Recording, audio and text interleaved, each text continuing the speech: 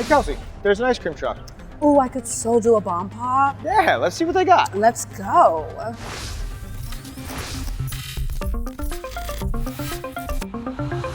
This was a good call. Oh, it was. But Kelsey, have you ever got... BRB. This was a good call. Obviously. This was a good call. Oh, obviously. But Kelsey, have you ever gotten brain freeze after eating something cold? I thought everyone does. Well, do you know how to cure brain freeze? Good question. It is a good question. In fact, it's our question of the day. How do you stop brain freeze? Do you have any tricks out there when it happens to you? We'll have the answer soon. Plus, we'll tell you which flavor has fallen out of favor. Now for some space news. China landed a spacecraft on the far side of the moon last week. This is a simulation of the unmanned spacecraft actually landing. The far side is the one that we on Earth can't see. The moon rotates at the same speed it orbits, so we always see the same side. It's dark and has deep craters, which makes landing anything there pretty difficult. China is the first country to ever land over there, and this is the second time they've done it. The spacecraft is collecting rock and soil samples and bringing them back to Earth to study the moon's surface, which is 4.5 billion years old. It's a pretty big deal for China's space program, which is competing with the US to be the next country to send astronauts to the moon. A manned spacecraft hasn't landed on the moon since NASA's Apollo mission in 1969. It's one small step for man, one giant leap for mankind. China says it's hoping to put a person on the moon before 2030, and the US has a target date of 2026. On June 19th, the US will recognize the end of slavery in parts of this country with Juneteenth. The day was only officially recognized as a federal holiday in 2021, but it's actually been celebrated for more than 100 years. President Abraham Lincoln signed the Emancipation Proclamation in 1863 during the Civil War, which ended slavery in the southern states. But it took 2 years for those words to reach those states. It wasn't until June 19, 1865, when members of the Union Army arrived in Galveston, Texas, to make sure that all enslaved people knew they were free. Kelsey, you got to talk to filmmaker and content creator Garrison Hayes. I sure did. And he shares stories of Black history and is also the author of a kid's book about Juneteenth. He really helped highlight the significance of the day by setting the scene. Okay, so I'm gonna take you all the way back to the year 1865. All right, you got to get your mind wrapped around this time. They're in old school clothes back then, okay? They're riding on horseback.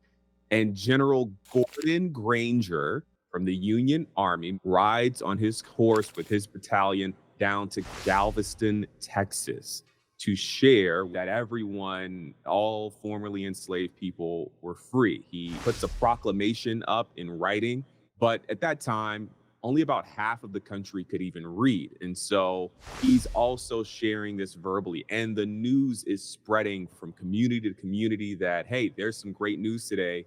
We're all free. Can you tell us how Juneteenth is celebrated and how the celebration has changed throughout history? The late 1800s, people are getting together and celebrating what in many ways is Emancipation Day, this freedom day for the Black community. They're wearing their very best clothes, they're eating red and Black food, and they're excited to be together and to celebrate in this way. This celebration starts out in Texas, but it goes to other cities eventually. But there's this really interesting thing that happens in America where sometimes we take a few steps forward, think emancipation, and then sometimes we take a few steps back, think Jim Crow. Juneteenth celebrations really took a back seat during what's known as the Jim Crow period. And so Juneteenth celebrations became really, really small. Like they were almost non-existent. That all changed during the Civil Rights Movement when Martin Luther King Jr. and other civil rights leaders decided to celebrate Juneteenth. And that's a really big turning point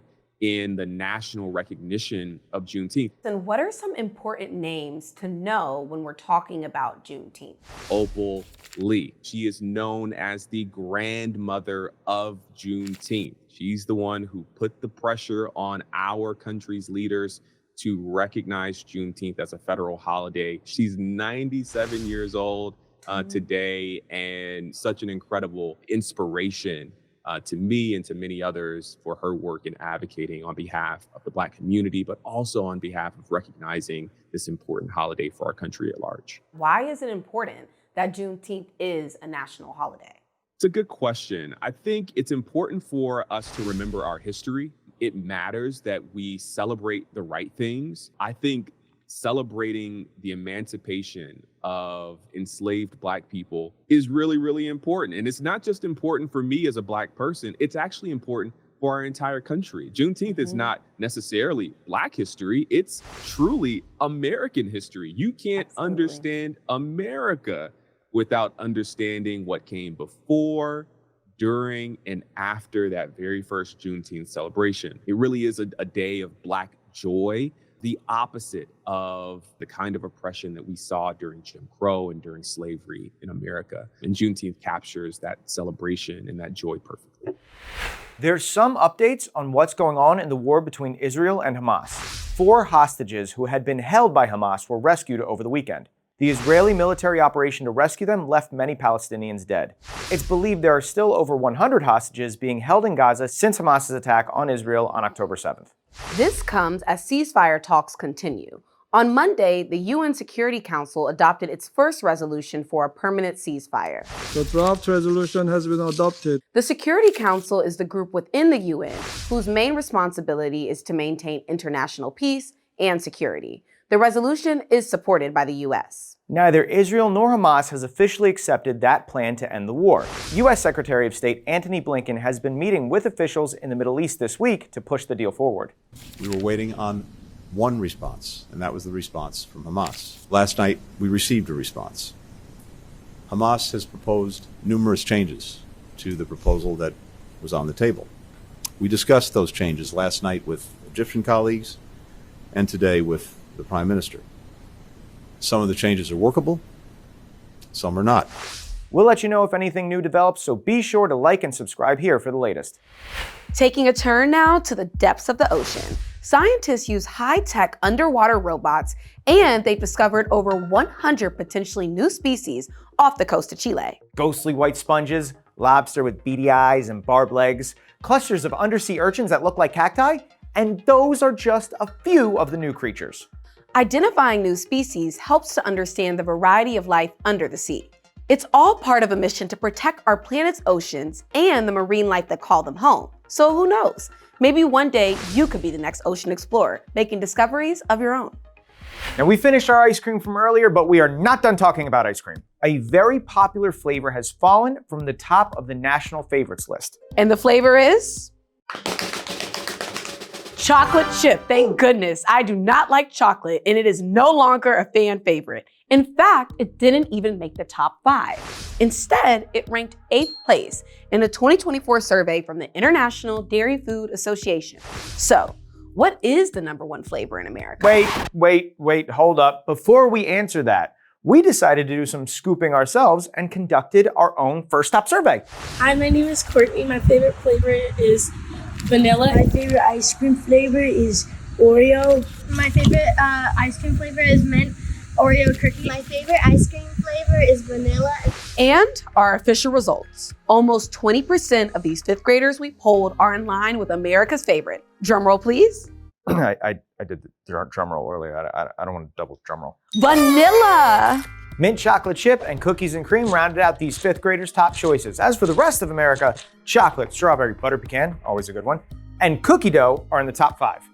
Wait, what about toppings? I am so glad you asked. The kids' favorite toppings was sprinkles, never Jimmy's, all the way. Then chocolate fudge or syrup, followed by cherries. I guess some of the kids want to be healthy, and gummy bears.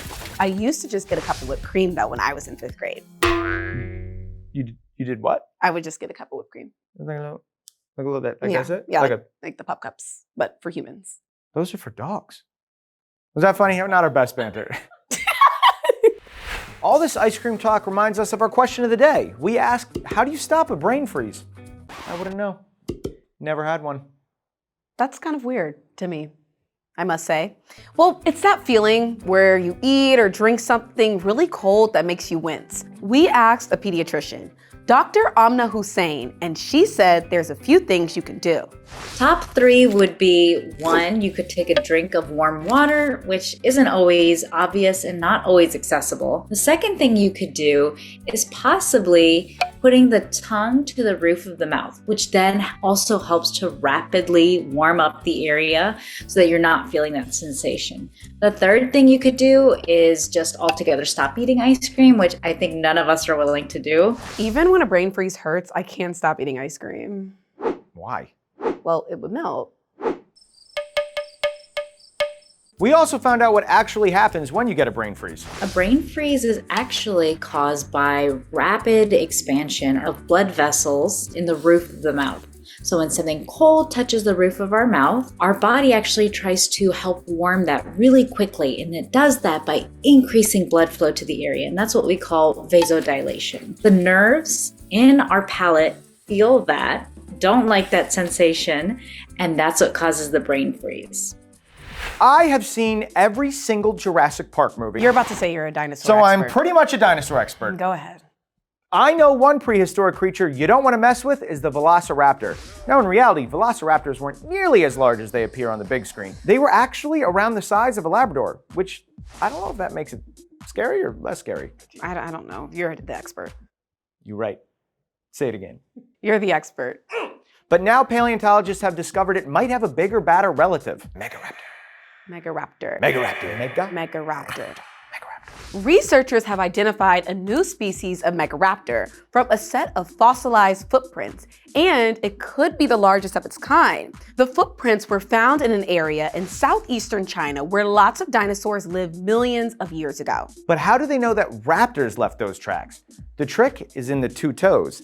That's unique to raptors because they kept their inside toes off the ground to prevent their big, round claws from dragging.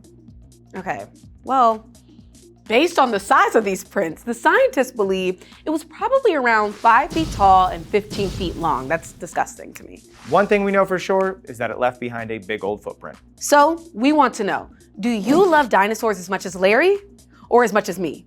Which is your favorite? Send us a note using hi@firststopnews.com.